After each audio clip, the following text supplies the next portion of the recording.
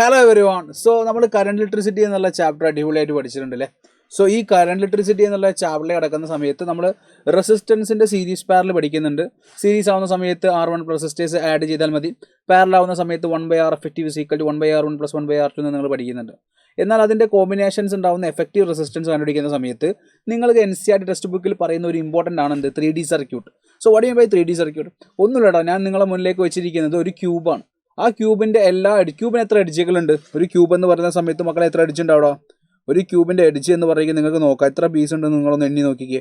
അപ്പോൾ നിങ്ങൾക്ക് മനസ്സിലാവും എത്ര എഡ്ജ് ഉണ്ടെന്നുള്ളത്. അതായത് ഇത് 1 2 3 4, അതുപോലെ തന്നെ താഴത്ത് 4, അതുപോലെ സൈഡിൽ 2 ഇപ്പുറത്ത് 2. ദാറ്റ് മീൻസ് 12 എഡ്ജ് ഉണ്ട് അല്ലേ, 12 എഡ്ജ് ഉണ്ട്. ഈ 12 എഡ്ജും നമ്മളൊരു റെസിസ്റ്റൻസ്, സെയിം റെസിസ്റ്റൻസ് ഉള്ള വയർ കൊണ്ടാണ് നമ്മൾ ഉണ്ടാക്കിയിരിക്കുന്നതെങ്കിൽ ഇത് ഇങ്ങനെ ഉണ്ടാവുക. ഇതൊരു റെസിസ്റ്റർ, ഇതൊരു റെസിസ്റ്റർ, ഇത് R, അങ്ങനെ 12 എഡ്ജുകളും നമ്മൾ R ഓം എന്നുള്ള റെസിസ്റ്റൻസ് ഉള്ള വയർ കൊണ്ടാണ് നമ്മൾ ബിൽഡ് ചെയ്തിരിക്കുന്നത്. എന്നിട്ട് നിങ്ങളോട് ചോദിക്കാൻ ചാൻസ് ഉള്ള ഒരു ഐഡിയ ഉണ്ട്. എന്താ അറിയോ നിങ്ങൾക്ക്? അതായത് എഡ്ജിൻ്റെ അക്രോസ് ഉണ്ടാവുന്ന എഫക്റ്റീവ് റെസിസ്റ്റൻസ് കണ്ടുപിടിക്കാൻ, അതായത് AB എന്നുള്ള വയറിൻ്റെ അക്രോസ് ഉണ്ടാവുന്ന എഫക്റ്റീവ് റെസിസ്റ്റൻസ് കണ്ടുപിടിക്കാൻ.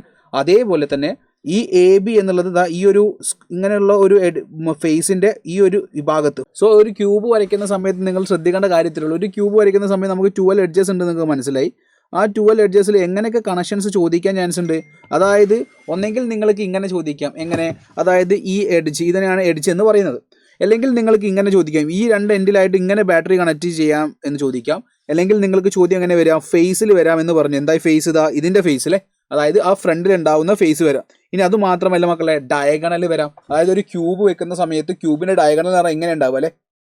ഇത് ഫേസിൻ്റെ നേരെ ഓപ്പോസിറ്റ് ഫേസിൽ ബാറ്ററി വെക്കുന്ന സിറ്റുവേഷൻ. ഇനി ഡയഗണൽ വരാം. ബോഡി ഡയഗണൽ എന്ന് പറയുന്ന സമയത്ത് ഒരു ക്യൂബ് ഇങ്ങനെയാണ് ഉണ്ടെങ്കിൽ ആ ക്യൂബിൻ്റെ ഒരു പോയിന്റ് A ആണെങ്കിൽ മറ്റേ പോയിന്റ് B ആണ്. ഒരു പോയിന്റ് A ആണെങ്കിൽ മറ്റേ പോയിന്റ് എന്താണ്? B ആണ്. സോ ഒരു പോയിന്റ് A മറ്റേ പോയിന്റ് B എന്നുള്ള രീതിയിലായിരിക്കും വരിക. ഒരു പോയിന്റ് A, ഒരു പോയിന്റ് B. ഒരു point A opposite point B, ബോഡിയുടെ ഓപ്പോസിറ്റ്. അപ്പോൾ ഈ 3 കേസിൽ ഉണ്ടാകുന്ന എഫക്റ്റീവ് റെസിസ്റ്റൻസ് കണ്ടുപിടിക്കാൻ ചോദിക്കാറുണ്ട്. ഇത് ഓർത്ത് വെക്കാൻ ഒരു സിമ്പിൾ ട്രിക്ക് ഞാൻ നിങ്ങൾ പറഞ്ഞാൽ ശ്രദ്ധിച്ച് കേട്ടാൽ മതി കേട്ടോ. ഒന്നുമില്ലടാ.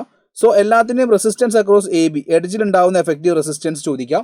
അതേപോലെ തന്നെ നമ്മുടെ ഫേസ് ചോദിക്കാം. അതേപോലെ ബോഡി ഡയഗണൽ ചോദിക്കാം. അപ്പോൾ ചോദിക്കുന്ന സമയത്ത് ഞാൻ പറയാണ് /R എന്ന് ചെയ്താൽ എല്ലാത്തിലും നിങ്ങൾ എന്ത് ചെയ്താൽ, ഇതൊരു ഷോർട്ടാട്ടോ, resistance across AB in the phase ആണെങ്കിൽ /R എന്ന് ചെയ്താൽ. അതേപോലെ resistance across AB body diagonal ആണെങ്കിൽ /R എന്ന് ചെയ്താൽ. അതിനുശേഷം ഫസ്റ്റ് സ്റ്റെപ്പ് എന്ന് പറഞ്ഞിരിക്കുന്നത്, നിങ്ങൾക്ക് നോർമലി അറിയാൻ നമ്പേഴ്സ് ഉണ്ടല്ലോ, 1 2 3 4 എന്ന നമ്പേഴ്സ് അറിയാലോ. അപ്പോൾ ഞാൻ എഴുതി തുടങ്ങുന്ന നമ്പർ ഇങ്ങനെയാണ്. അതായത് 1 2 3 4 5 6, അത് നേരെ തിരിച്ചു പോയിട്ട് എന്താ ചെയ്യുക? 7 എഴുതാം. 7. So this is the value. Effective resistance 12 same resistance ഉള്ള വയർ ഉപയോഗിച്ച് നമ്മളൊരു ക്യൂബ് ബിൽഡ് ചെയ്ത് കഴിഞ്ഞാൽ ക്യൂബിൻ്റെ എഡ്ജിൻ്റെ അക്രോസ് ഉണ്ടാകുന്ന എഫക്റ്റീവ് റെസിസ്റ്റൻസ് 7/12 ആണ്. അതേപോലെ ഫേസിൽ 3/4 ആണ്. അതേപോലെ തന്നെ ബോഡിയിൽ 5/6 ആണ്.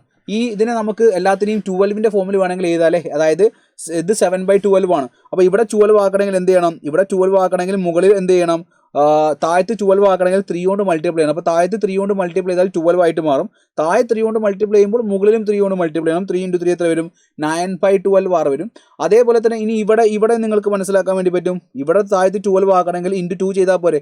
താഴത്ത് × 2 ചെയ്യുമ്പോൾ മുകളിലും × 2 ചെയ്യണം. അപ്പോൾ effective resistance across edge, face, body, അങ്ങനെ നിങ്ങളൊന്ന് ഓർഡർ ആലോചിക്കണേ. /R എല്ലാത്തിലും ഇതിന് ശേഷം എഡ്ജിൻ്റെ താഴത്തുനിന്ന് തുടങ്ങുന്നത് അല്ലേ. അതായത് 1 2, എന്നിട്ട് മുകളിൽ 3 4, അതിനുശേഷം 5 6, എന്നിട്ട് തിരിച്ചു പോയിട്ട് എന്ത് ചെയ്യുക? എഡ്ജിൻ്റെ മുകളിൽ 7 എഴുതാം. അപ്പോൾ നമുക്കത് ഒന്നുകൂടി ഒരു പ്രാവശ്യം കൂടി എഴുതാൻ നിങ്ങൾക്ക് സെറ്റാവും. ഇനി എഡ്ജ് ആണെങ്കിൽ മക്കളെ എന്താണ്, നമ്മൾ എല്ലാത്തിലും ഞാൻ എന്ത് ചെയ്യുന്നു മക്കളെ? എല്ലാത്തിലും ഞാൻ /R എഴുതുന്നു. ഇവിടെ /R എഴുതുന്നു. സോ ആ ജേണി സ്റ്റാർട്ട് ചെയ്ത് നോക്കണം. എഡ്ജിൽ നിന്ന് സ്റ്റാർട്ട് ചെയ്യുമ്പോൾ 1 2 3 4 5 6 7 എന്നുള്ള രീതിയിൽ നിങ്ങൾക്ക് ഓർത്ത് വെക്കാൻ വേണ്ടി പറ്റുകയാണെങ്കിൽ നിങ്ങൾക്ക് പ്രോബ്ലം ചെയ്യുന്ന സമയത്തൊക്കെ എന്തായിരിക്കും? ഭയങ്കര യൂസ്ഫുൾ ആയിരിക്കും കേട്ടോ. ഭയങ്കര യൂസ്ഫുൾ ആയിരിക്കും. സോ ഈ ഒരു ട്രിക്ക് നിങ്ങൾക്ക് യൂസ്ഫുൾ ആണെന്ന് ഞാൻ പ്രതീക്ഷിക്കുന്നു. ഇതേപോലെ ഇനിയുമുള്ള സ്നാപ്സ് ഷോർട്സുകളുമായിട്ട് നമുക്ക് മീറ്റ് ചെയ്യണം. സോ ഇതുമായി ബന്ധപ്പെട്ട പ്രോബ്ലംസൊക്കെ നമുക്ക് വർക്കൗട്ട് ചെയ്യണം. So all the very best guys. Bye. Thank U.